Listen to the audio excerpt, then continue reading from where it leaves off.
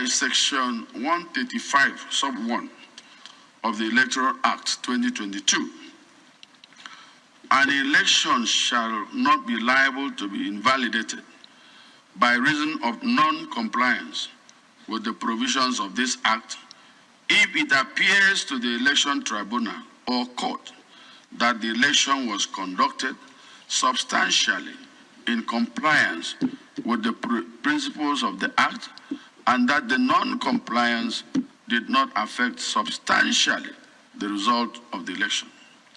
From the provisions of the Act stated above, it is crystal clear that a petitioner seeking to nullify an election on the ground of non-compliance must not only lead evidence to prove the non-compliance, but must also show to the court how the non-compliance substantially affected the outcome of the election. A petitioner in this situation must therefore adopt a kind of double-barrel approach. You don't fire one barrel and leave the other intact. Both must be fired together at the same time.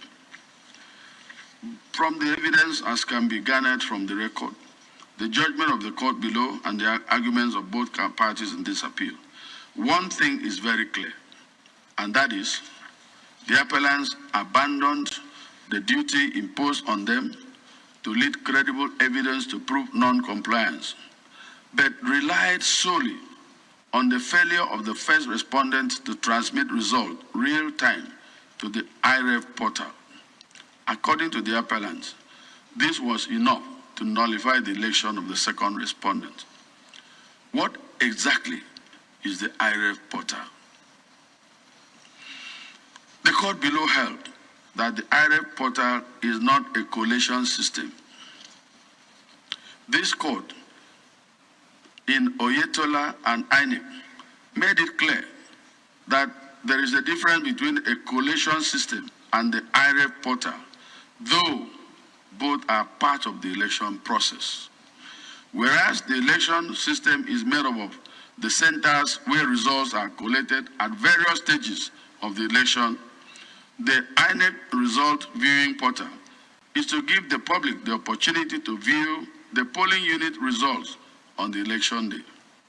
What this means is that where the IReV portal fails, it does not stop the collation of results, which up to the last election was manually done.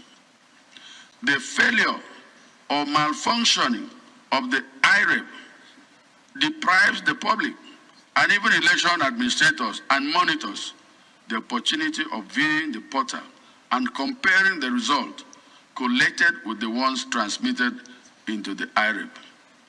Truth must be told, the non-functioning of the IReV may also reduce confidence of the voting public in the electoral process. My lords, the Electoral Act empowers the first respondent to determine the electronic device to be used during election and their purpose. The lower court held that the IReV is not a collation system, and I agree. I refer to paragraph 93 of the first respondent's guidelines and regulations for election, which provides that, and I quote, where the INEC hard copy of collated results from the immediate lower level of collation does not exist, the collation officer shall use electronically transmitted results or results from the IReV portal to continue collation.